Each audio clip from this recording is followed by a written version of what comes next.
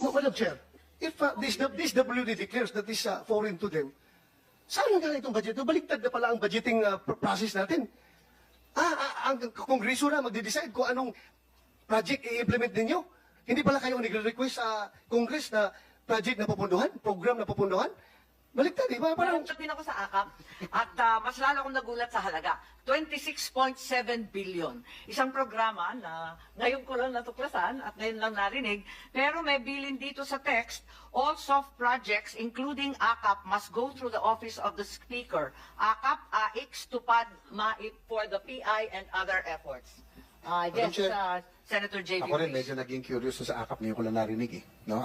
Siguro can ask DSWD, what is this program about? Is it just between the House and, kasi wala ko kami sa Senate na alam niyan eh. So is it with DSWD and the House of Representatives, yung program?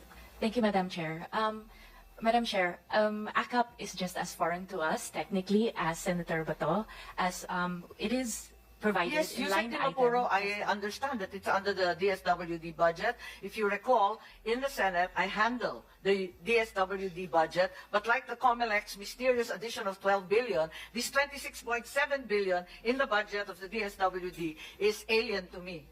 Yeah. Chair, it is not an exclusive project or program for Congress. It will be regular program, but it is technically foreign in the sense that it has no guidelines yet. Yes, Yusek So it does not Timapuro, did you exist as request a for this program. project?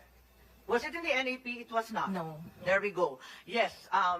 Do we allot sums of money, enormous sums of money such as this, almost 27 billion, for a project or program that is undefined, unnamed, unfamiliar, with no guidelines whatsoever, with no target beneficiaries, and is just left open? Is this the usual practice in the DSWD? Not necessarily a usual practice Not in the necessarily. DSWD. So sometimes DSWD has these magical projects that no one has ever heard of before?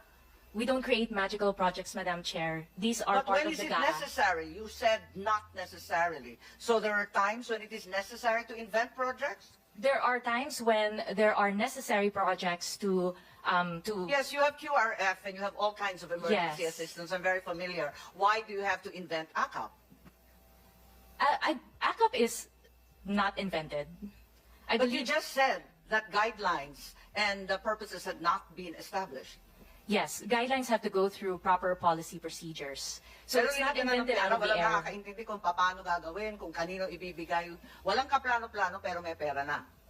Madam Chair, there are programs that are provided by the GAA for NGAs to implement. But before we Yes, do with all implement, due we have respect, to... Yusek, that is not the usual budget process we're familiar with. There's always a very well-defined project or program before a line item magically appears in the GAA. It's fought over, debated, and discussed very, very thoroughly in the subcommittees as well as the plenary. This wasn't. Madam Chair, we are currently creating the guidelines, and we would be happy to share with... Parang baliktad naman yata yung buhay natin. Ngayon mag-iimbento ng dahilan, magdi-design ng project, pupunteriya yung mga beneficiary. Pero in the meantime, linagyan muna ng bilyon-bilyon. Yan na ba talaga ang patakaran ng DSWD? Madam Chair, for programs that are intended for the poor, vulnerable, and disadvantaged, we welcome, obviously, more programs, and we would be grateful to be able to implement these other programs. Yeah, I'm familiar with your mandate, but nothing in your mandate indicates that you should be inventing projects and that you are exempt from usual budgetary study and procedure. I'm sorry. Madam Chair, kaya siguro nagkaganon dahil hindi talaga sa kanila yung programa na yan.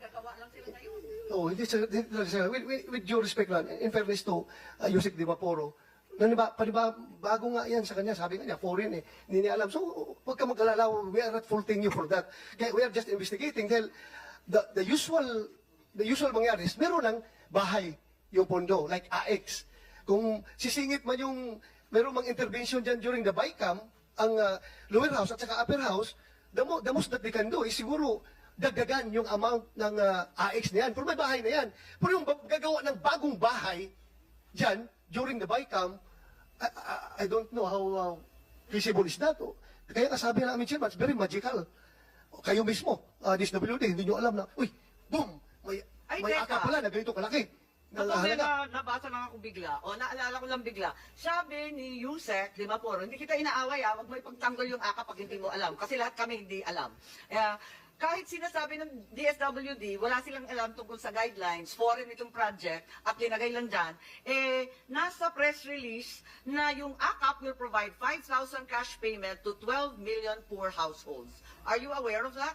Yeah, I've read those press releases, But isn't this a Madam mere Chair. duplication of so many programs already initiated by previous administrations, the 4Ps and then the AICs, the never-ending ayuda, SAP 1, SAP 2, walang katapusan to.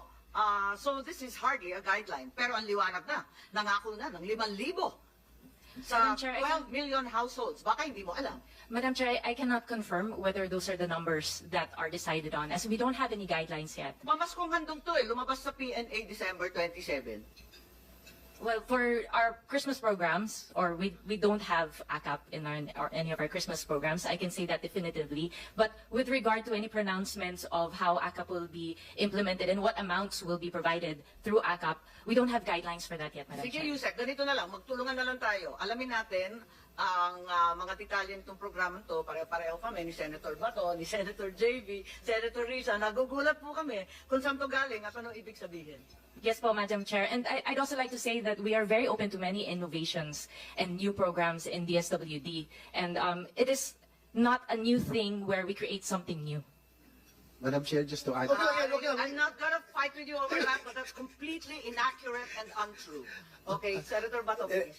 Pagkuha ko lang kay Yusek na wala problema. Wala kang problema ito sa amin. Huwag ka mag-alala. Ang amin lang talaga is, nagulat lang kami sa Senado. O, AKAP. Hindi namin nakita yan sa, kahit na ilang araw mo pag-aralan yung NEP, kahit ilang araw mo pag-aralan yung GAB, hanggang sa kwan, hindi mo talaga makita yan. Nagulat talaga kami ngayon na may ganyan pala. Ikaw nga, nagulat ka eh. Sa inyong departamento yan. Okay lang, pareho tayong nagulat ngayon. A happy Huwag kang surprise, mag-alala. Senator Ha? Bato, Madam Chair. A happy surprise because it will help the disadvantaged Yeah. at the end of the day. Wala problema yan. Okay lang yan. Kung mapunta sa taong bayan yan, importante yan. Okay ako, wala problema. Yung nga lang, siguruhin ninyo ha, dahil ang PNP ngayon, nagbabantay na pag mag-release kayo, na babawasan na naman yung pera, ang 10,000 ibigay sa tao, tapos ibalik yung, bawiin yung 9,000, 1,000 lang maiwan doon sa tao. You hear that during our hearings, di ba? Yes, Madam Oh, Chair, kaya we bantayan are mo happy talaga for the yan. support of PNP to help Yeah. us in those payment areas.